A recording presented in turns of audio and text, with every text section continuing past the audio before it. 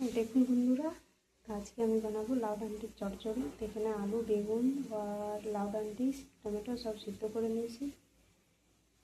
নুন, হলুদ, মশলা দিয়ে সরষে, জিরে, রসুন, লঙ্কা বেটে নিয়েছি আর এখানে দিয়েছি। বড়ি আছে, বিরির ডালের বড়ি আর পেঁয়াজ ভালো করে ভেজে নিয়েছি। এবার এটাকে দিয়ে সাঁতলে নেব।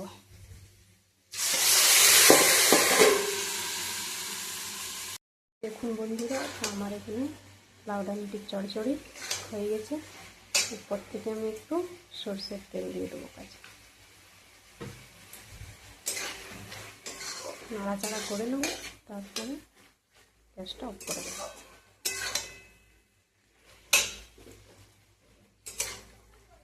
গ্যাসটা আমি অফ করে দিয়েছি।